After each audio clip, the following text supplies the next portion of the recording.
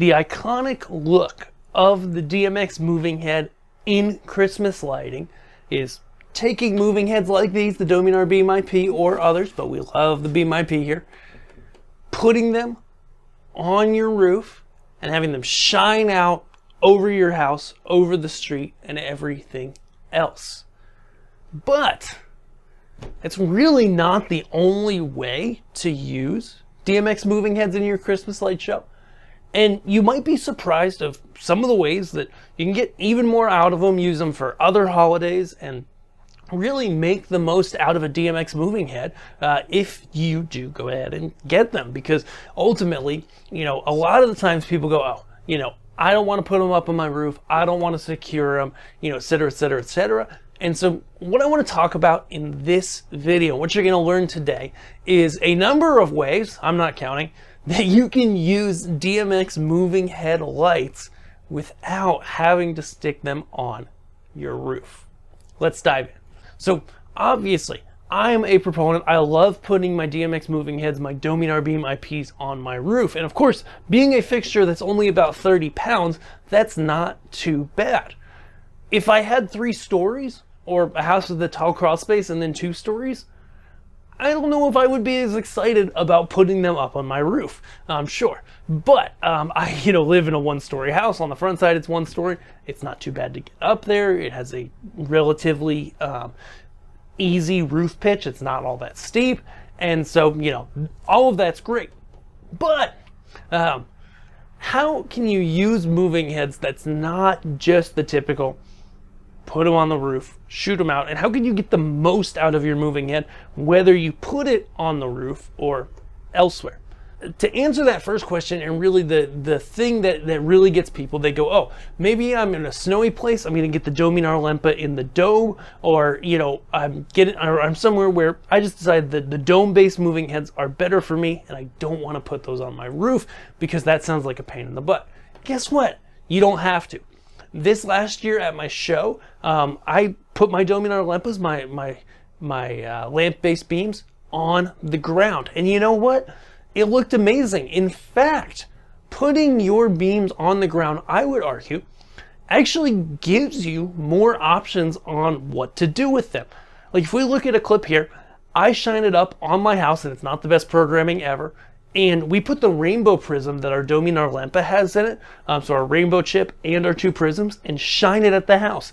That scatters the beam enough that it's safe, it's not going to burn holes in anything, and creates a really cool look for songs where you just don't need, and in fact in this song actually it was the chorus I did that, but during other parts of the song I did the beam in the air look. It allows you to shine color, to shine patterns, to get an interesting different type of light on your house, on your display, without having to go put them up on your roof. Okay, what about atmosphere? Okay, atmosphere is, you know, any fog or haze or anything like that that you may put in your display. Okay, let me tell you something. Whether for Halloween, for Christmas, for a really whimsical song, for birthday parties, the Fobbles machines that we have and we stock and other folks have are just a killer option, because any sort of fog in the air makes moving heads pop just that much more. Like you'll see them and you'll definitely see the beam through the air without any atmosphere, but any atmosphere you can add just makes it look that much better. Okay, and if they're on the ground, it's generally easier to get atmosphere in front of them. If it's in the air, you've got to get your machines up there, you've got to get fluid to them up there, refill it up in the air, and there are systems and ways to do that, but it starts to get kind of complicated. If it's on the ground, you can, like I do for Halloween, put them on the ground, put some prisms in them, you know, kind of have them like shooting out, crossing the walkway or what have you, with some prisms in them, turn them kind of slow, and run some fog. Or during an upbeat song, you could use vertical foggers to shoot, have fog in the air, and then you're going to see the beam in that fog. And I know we've got some clips here of our Dominar Lempa with some fog shooting up by them from a vertical fogger.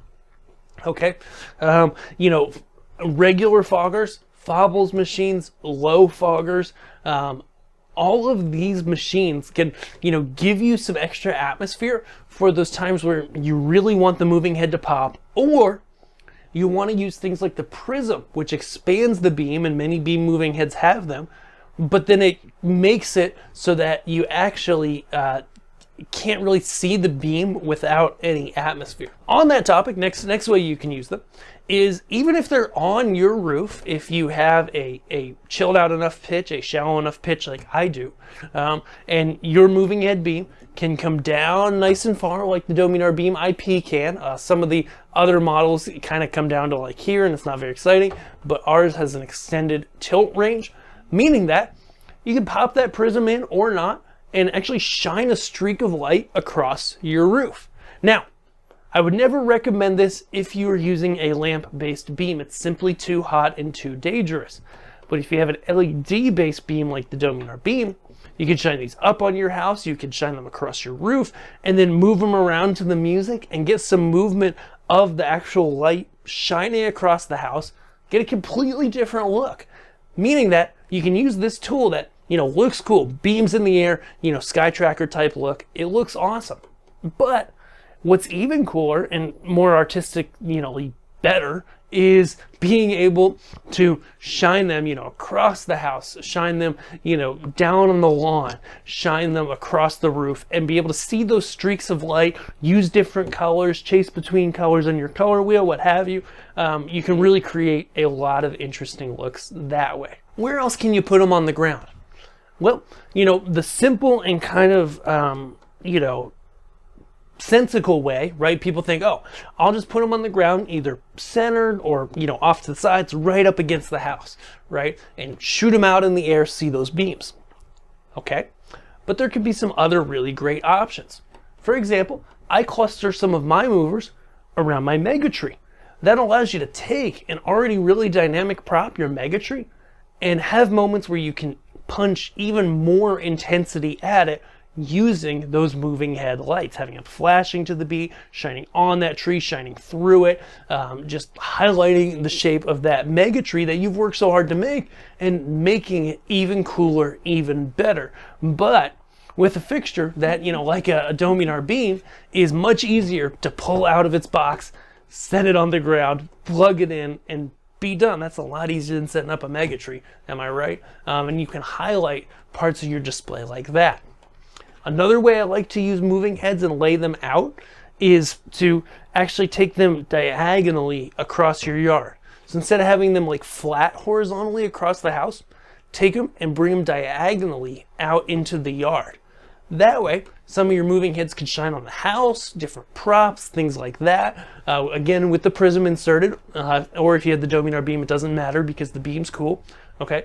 And you're able to get different looks, different feelings. You can shoot them across the yard at each other, be respectful to the neighbors, and really start to get a lot more different looks out of them than just like, okay, they're up, they're down, they're crisscrossy, right? They're moving this way, they're moving that way. It's like now you can do all of that stuff, but instead of just having like the air above your house as the place, now you're like, oh, I'm in front of the house, I'm on the house, I'm shooting above the house, I'm pointing towards the vehicles, towards the road.